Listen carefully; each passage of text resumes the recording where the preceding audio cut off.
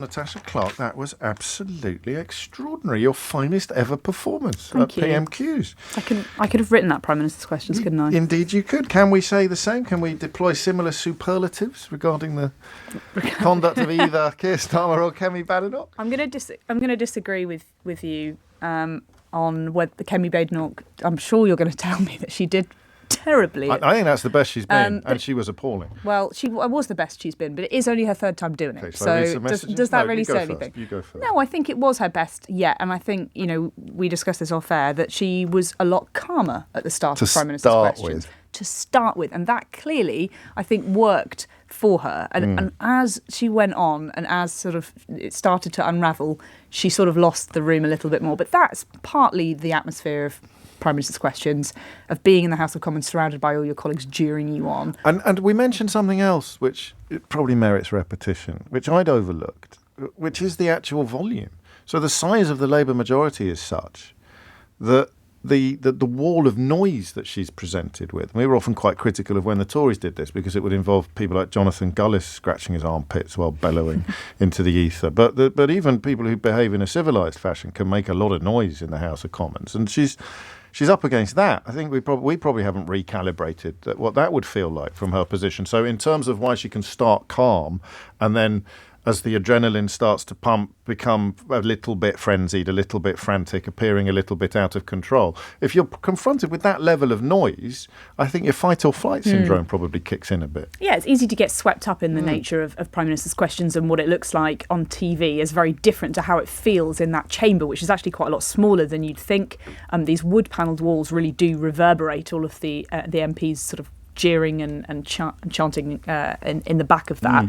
But yeah, I thought Kemi Badenoch's, even if her style has a little bit to be desired, and she's still settling into, obviously, what is an incredibly difficult job, being leader of the opposition. I thought she obviously went on good topics. Well, I would say that, wouldn't I? Because I you predicted told her them all. That she should. Indeed, we'll do a quick run through of text. We begin with that from Chris. Natasha getting it bang on with Keir's response, actually. So not only did you get the questions right, you also got the answers right in the first I spend instance. too much time with politicians when you can easily predict the answers that they're going to say. You might have peaked.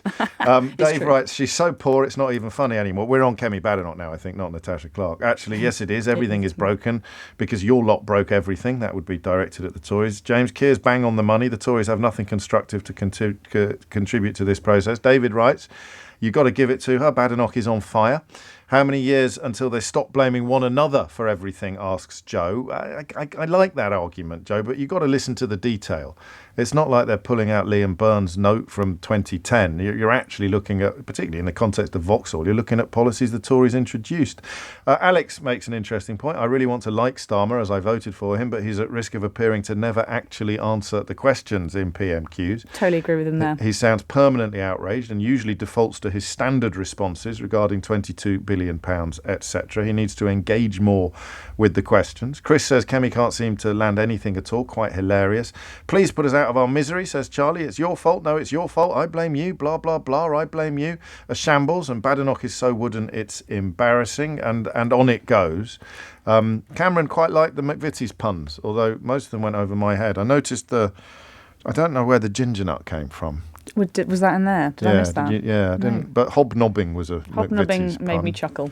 But yeah, look, going back to that texter's point, it is sort of not really always her job to needle them to sort of get a blow in, right? And actually, it's sometimes just about holding their feet to the fire, holding them to account. And I think on these topics, which are things that I think people are interested in, people do care about. So yeah, regardless of whether you like her style or not, farmers, taxes, businesses, jobs, those are the topics that I think she needs to be going on week in, week out, because they're things that actually matter to people. Going in on Donald Trump on your first outing was totally showing us totally out of touch with what actually British people think, and she needs to do that. And obviously the problem is that Keir Starmer will, no matter what she says, say, well, you don't have a policy on this yet. You actually don't know what you're going to do differently. And then to say, if you want to find out what our policy is, you need to resign and let us take over. Well, I'm not sure the country's ready for that. And also referencing this comical petition was No probably... politician Would there should be be... not someone in her circle saying, whatever you do, don't mention this nonsense online? I would have never... Actually, it's a terrible idea for politicians to lean into this idea that launching a petition to overturn a general election is a good thing to be making a joke about at PMQs. First It's Prime not. Minister in 5 to have actually been put in Downing Street in the first place by a general election, as opposed to the previous 4 Tories, which is... It's well, mad. I wouldn't have done that. Start laughing and start weeping at the sadness and stupidity of it all. And so no ICC. You were wrong about that. Yeah, and that's a difficult one, I think, to tell. Maybe a little bit too complicated. Not very party political either, really. No, definitely not. But yeah, assisted dying as well was something that could have come up and did come up from Ed Davey. That was interesting. Obviously, we know Keir Starmer's previous suggestions on assisted dying is that he did support it. He said it's going to be a really important vote and that he wants to invest in palliative care no matter what happens at the end of that vote. So it'll be really interesting. All eyes will be on whether he will come up on Friday to listen to those debates. But the indication is that he probably won't, which makes me think he's probably already made up his mind. He probably was already quite likely to support it like he did last time. Yes. Is this detached from the government? It's a free vote. I've seen some criticism of Starmer for not having the courage of his own convictions on this, but the defence would be other people have got just as powerful convictions and they should be free to exercise them as well. Do you think as the vote on Friday approaches, it is detached from party politics, this bill? Yeah, absolutely. Everybody I'm speaking to is quite... There's quite a lot of people are still undecided. Yes, I know. And I was speaking to a sort of government minister yesterday who said, actually, I'm going to sit in the chamber and I'm going to listen to both sides and I'll make up my mind then and there. It'll never catch on. Exactly. Well, it doesn't usually happen. But actually, I think that does show the strength of feeling on both sides and how torn a lot of MPs are feeling. And they are being absolutely lobbied from both sides. Both the yes and no camp have really been ramping up this week.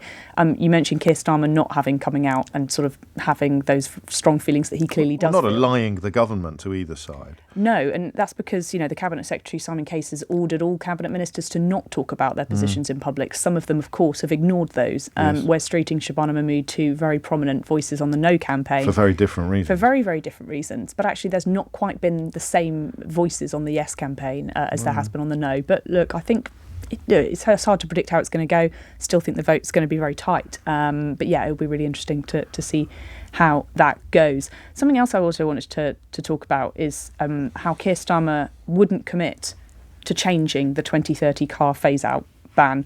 And he sort of just batted away the question at Kemi Badenoch just then when Did they inherit this? So the 2030 car ban was something that was pushed back to 2035 by Rishi Sunak around, I think, a year ago or so.